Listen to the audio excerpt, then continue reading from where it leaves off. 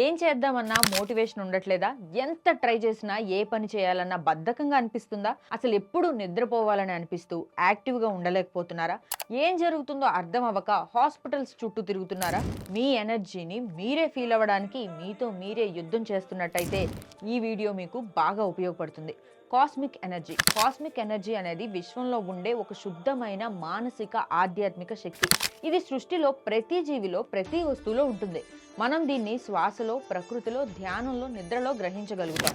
విశ్వంలో ఎలా అయితే శక్తి ప్రవహిస్తూ ఉంటుందో అలానే మన శరీరంలో కూడా సేమ్ ఎనర్జీ ఫ్లో అవుతూ ఉంటుంది. నిత్య జీవితంలో మనకు ఎదురయ్యే సమస్యలతో, ఫర్ ఎగ్జాంపుల్, ఒకే విషయం గురించి ఎక్కువగా బాధపడినప్పుడు, లవ్ బ్రేకప్ అయ్యి కొంతమంది సంవత్సరాల తరబడి బాధపడుతూ ఉంటారు. అలాంటి వారిలో అనాహత చక్రం బ్లాక్ అయ్యి ఎనర్జీ ఫ్లో తగ్గిపోతుంది. అప్పుడు నెగిటివ్ ఎమోషన్స్, దుఃఖం, కోపం, బాధ రావడం, ఇతరులపై నమ్మకం కోల్పోవడం, ప్రేమనిచ్చే శక్తి తగ్గిపోవడం, ఒంటరితనంగా ఫీల్ అవ్వడం, ఇతర చక్రాలపై ఈ ప్రభావం చూపడం మొదలవుతాయి. కాబట్టి నార్మల్గా శరీరంలో కాస్మిక్ ఫ్లో తగ్గిపోవడంతో అన్ని చక్రాలు వన్ బై వన్ డిస్టర్బ్ అవ్వడంతో చివరికి దేని మీద ఇంట్రెస్ట్ లేకుండా అయిపోతాం. సో మన శరీరంలో ఈ కాస్మిక్ ఎనర్జీ ఫ్లో తగ్గకుండా చూసుకోవడం అనేది చాలా ఇంపార్టెంట్. కాస్మిక్ ఎనర్జీ అనేది ఒక ఆధ్యాత్మిక శక్తి, మన శరీరానికి కావలసిన అసలైన ఫ్యూయల్.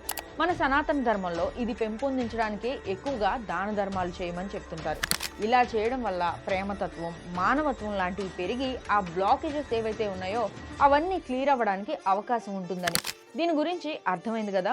ఈ కాస్మిక్ ఎనర్జీ ఫ్లో పెంచుకోవడానికి మెడిటేషన్, బ్రీతింగ్ మీద కాన్సన్ట్రేషన్ చేయడం, ధ్యానం, ఎక్కువగా నేచర్తో గడపడం లాంటివి చేయడం వల్ల ఈ బ్లాకేజెస్ అనేవి క్లియర్ చేసుకోవచ్చు. ఈ ఎనర్జీని ఇంకాస్త పెంచుకోవచ్చు.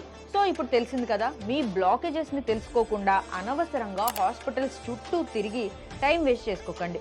ఈ వీడియో కనుక మీకు నచ్చితే లైక్ చేయండి, షేర్ చేయండి. మరిన్ని వీడియోస్ కోసం కామెంట్ చేయండి.